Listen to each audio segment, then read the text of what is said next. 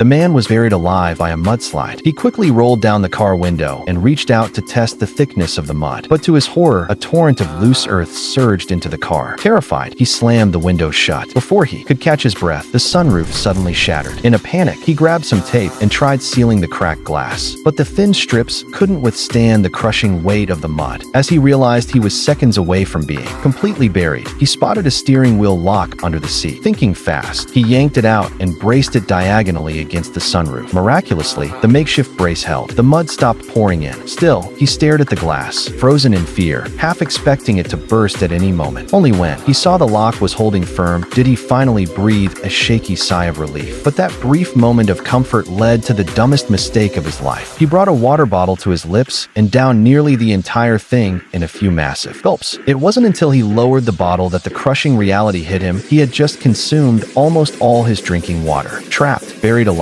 Unsure how long rescue might take, he had just slashed his own chance of survival. But it was too late, so he chugged the rest. Determined to survive, he began gathering every useful item in the car, hoping something might help. Nothing did. Then, he noticed water slowly seeping through the shattered sunroof. He leaned in and drank straight from the droplets, then paused to check it seemed clean and safe. Without hesitation, he pulled a bank card from his wallet, folded it into a funnel, and fitted inside the bottle's mouth. He then taped the bottle carefully beneath the leak. Just like that, he had a steady trickle of water. But he couldn't rest. He needed to know how deep he was buried. He grabbed an iron rod, drilled a small hole into a bottle cap, tied a string through it, and fixed it to the end of the rod. Then he pushed it straight up through the sunroof. To his shock, even the full length of the rod didn't break the surface. Desperate, he taped two rods together and kept pushing. Still nothing. His heart sank. Breathing was getting harder. Thinking fast, he disconnected the last rod and shoved upward with everything he had. But it hit something. Locked. Screaming in frustration, he grabbed the car jack and used it to push the rod even farther. But the jack hit its limit, still no breakthrough. Then, one final try. He placed a towel on his shoulder, leaned into the rod, and pushed with all his might, gritting his teeth through the pain. Suddenly, the rod broke through. He quickly slid a wire up through the hollow shaft, unscrewed the cap at the top, and leaned close. A faint shimmer of daylight. His heart raced. He shouted up the pipe. Then he pressed his mouth to the opening and gulped the fresh air like a man reborn. But it wasn't over yet. He still needed to be found. Frantically, he looked around the car, searching for anything to signal help. Then it hit him. He grabbed some old newspapers, rolled them tightly into a strip, lit one end with a match, and held it near the pipe's opening, hoping the smoke would rise to the surface and catch someone's attention. But what he didn't know was that this final act of hope would ultimately cost him his life.